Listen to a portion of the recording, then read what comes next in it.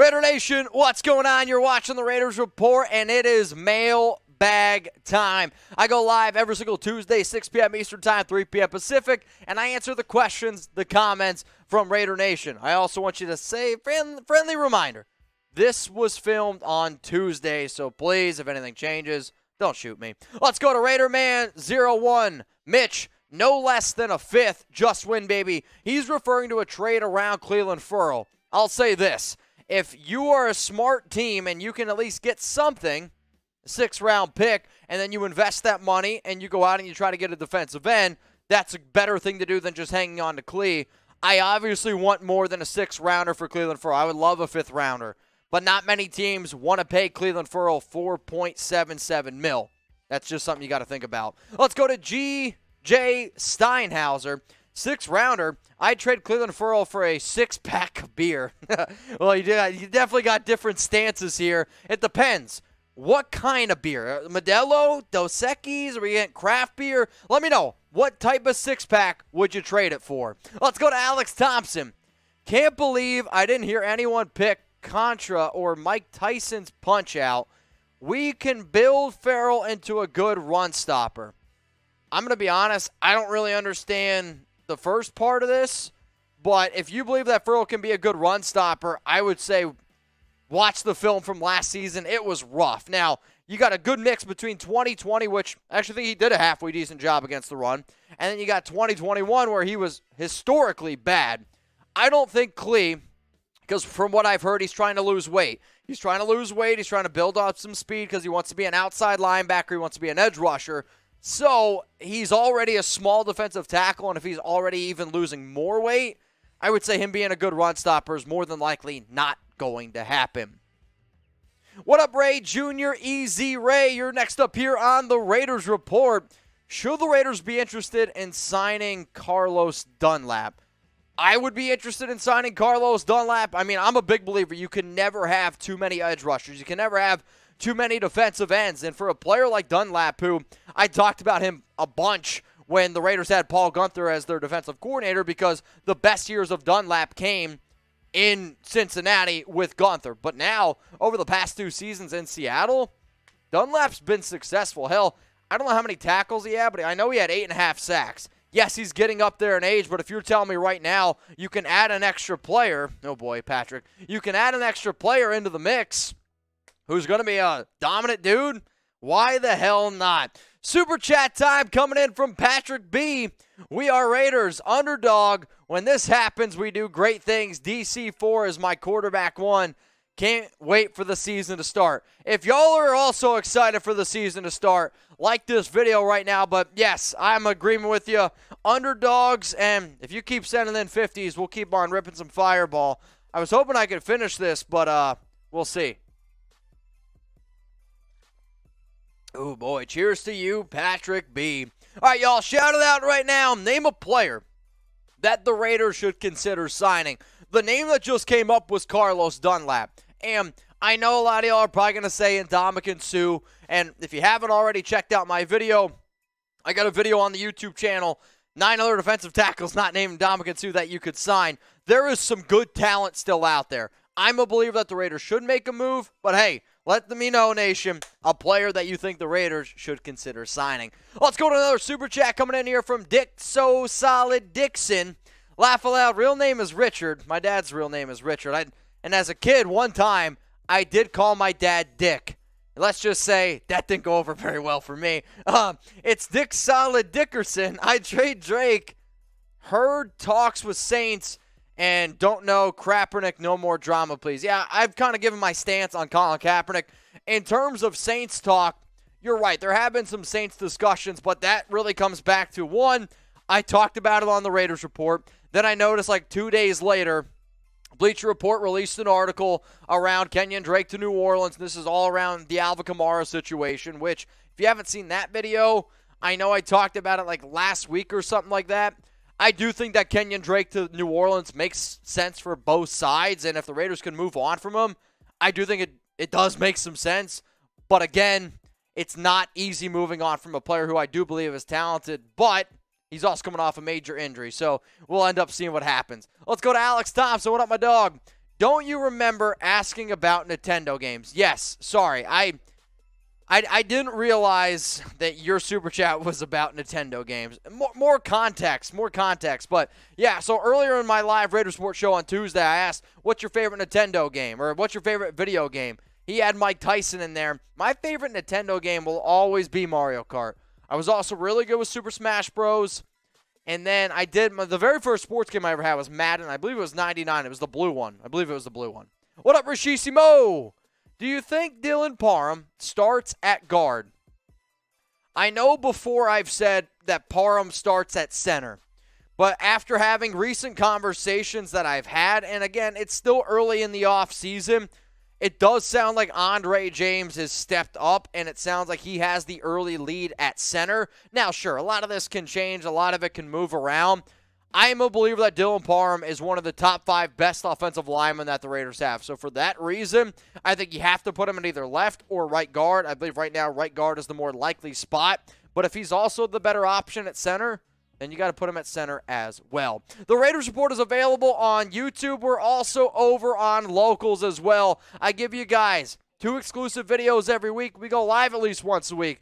The video that I dropped on Monday was my entire story. All the sources I had around the Raiders shopping Clelin Ferrell. I talk about trade destinations. I give you some extra replacements. Hell, I went live last Thursday talking about a Robert Quinn trade idea. I answered all of y'all's questions. We talked about Josh Jacobs, I think, kind of calling me out a little bit, but hey, it's my job to talk about all things Raiders. What about this? ESPN released an article about the one thing that they believe that the Raiders should do.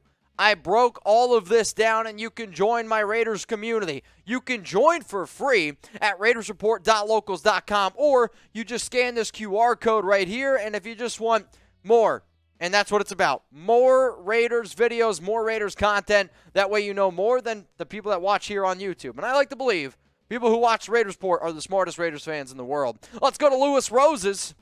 Do you think we should go out and get OBJ, or if we don't get OBJ, then who should we target? OBJ is a big name.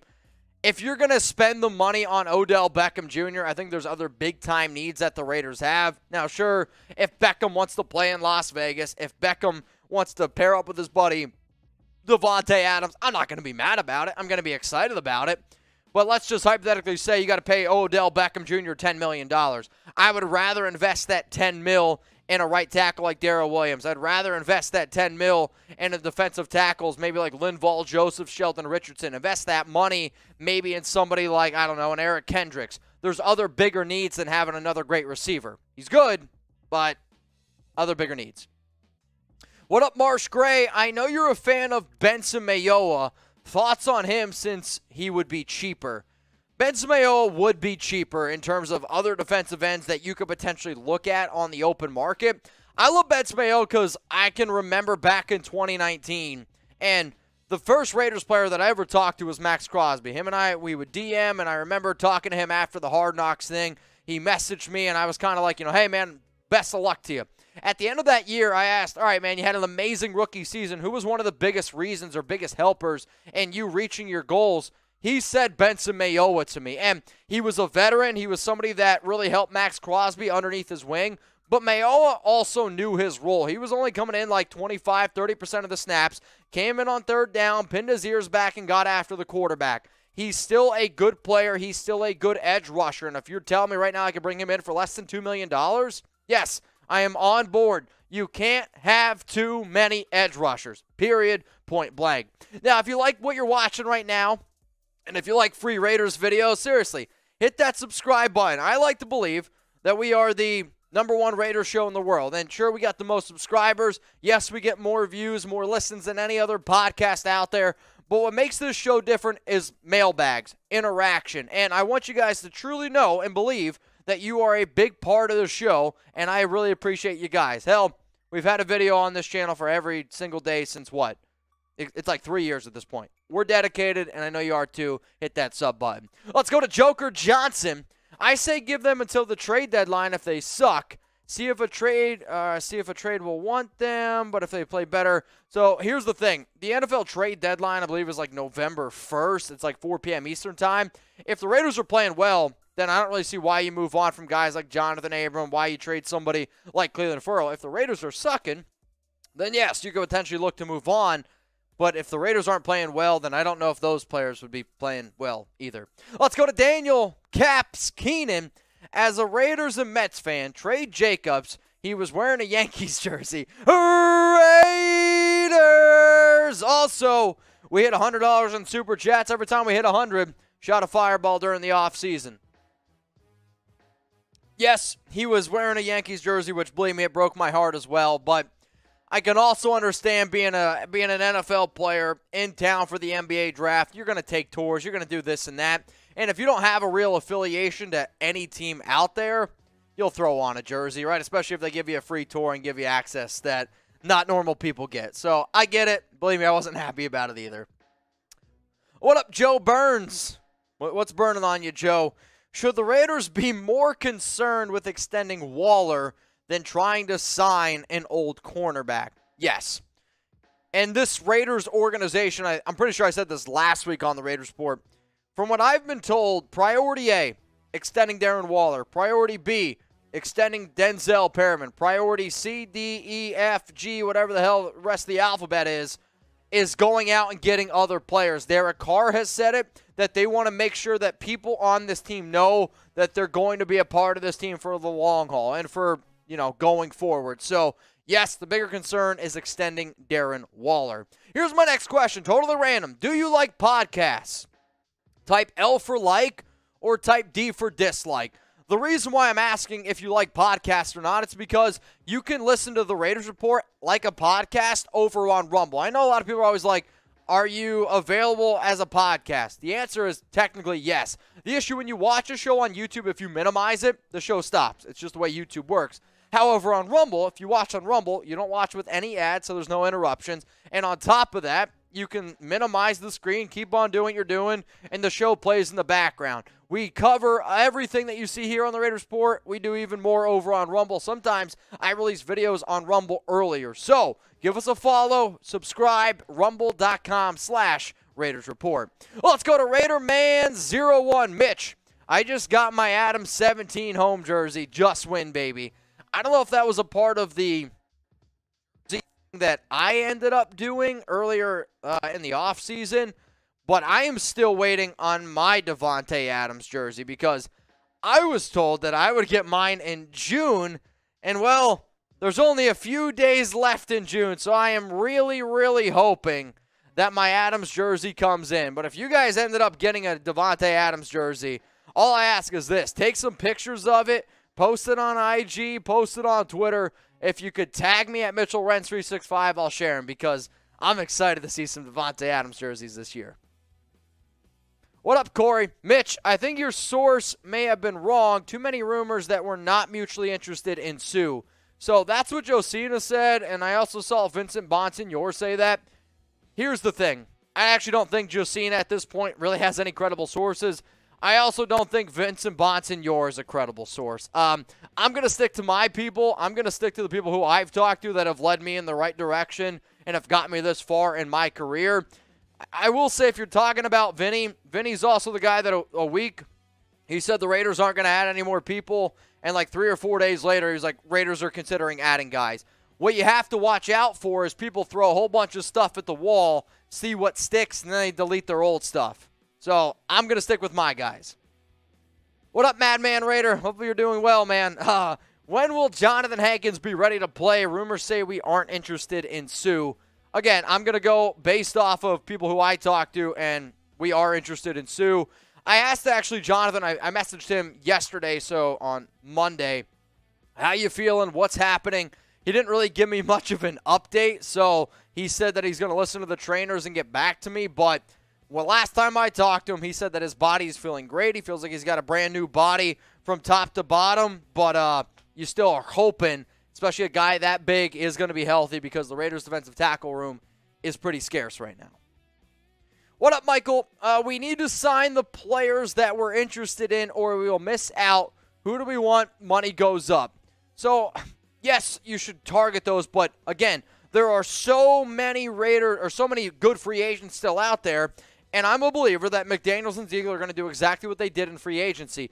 Everyone was hitting the panic button. You remember during free agency, why aren't the Raiders doing anything? The Raiders aren't doing this. Raiders aren't doing that. The Raiders were doing their homework. They were working hard behind the scenes. They don't want to overpay anyone. Do the Raiders have a lot of money right now in salary cap? Yes.